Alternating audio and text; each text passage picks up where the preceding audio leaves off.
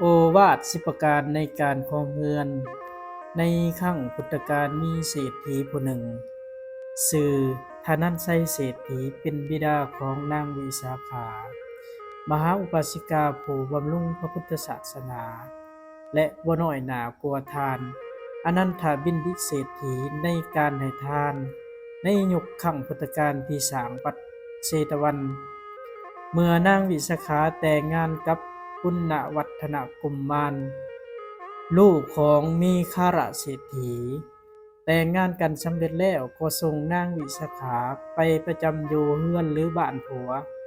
ก่อนจะส่งนางวิสาขาไป ผู้เป็นพ่อทานธนัญชัยเศรษฐีจึงเอิ้นนางวิสาขาเข้ามาหา แล้วให้คำโอวาทหรือสั่งสอน นางวิสาขาเฮาเป็นผู้หญิง ถ้าเฮาไปอยู่เรือนผัวแล้วเฮาควรศึกษามีมารยาท10อย่างหรือ10ประการ 1. ไฟในอย่านำออก หมายถึงบ่ควรนำเอาความลับหรือเรื่องราวที่บ่ดีบ่งามภายในครอบครัว ไปบอกเล่าให้คนภายนอกรับรู้ 2. ไฟนอกอย่านำเข้า หมายถึงบ่ควรนำเอาคำติฉินนินทาว่าร้ายเสียดสี ด้วยความอิจฉาบุคคลภายนอกมาสู่ครอบครัว อันเป็นเหตุให้เกิดเรื่องราวที่บ่ดี 3. ให้แก่คนที่ให้ หมายถึงคนที่เคยสวยเหลือเกื้อกูลเอื้อเฟื้อเผื่อแผ่มีน้ำใจไมตรีเมื่อมีบุคคลใดบุคคลหนึ่งมาขอยืมเขาของเงินทอง ควรให้แก่คนที่นำมาส่งคืนเท่านั้น 4.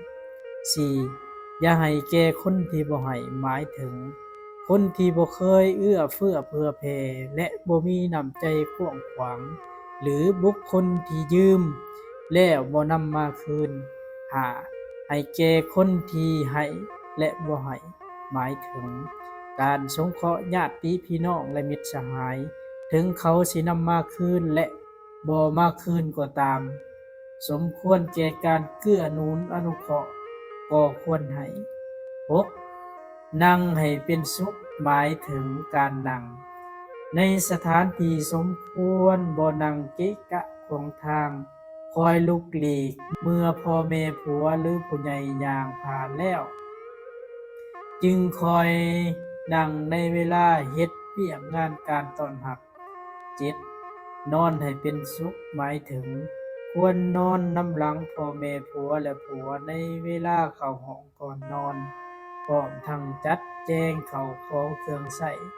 จึงจะถือว่าเป็นแม่เรือนและแม่บ้านที่ดี 8. กินให้เป็นสุข หมายถึงควรจัดสรรหาข้าวปลาอาหารให้สำหรับพ่อผัวแม่ผัว และผัวพร้อมด้วยลูกให้เป็นที่เรียบร้อย 9. บูชาไพร่ หมายถึงการให้ความเคารพยำเกรงผัวพ่อแม่ผัว ตลอดฮอดผู้ใหญ่ 10. บูชาเทวดา หมายถึงให้นับถือพ่อแม่ผัวและบรรพบุรุษในวงศ์ตระกูลของผัว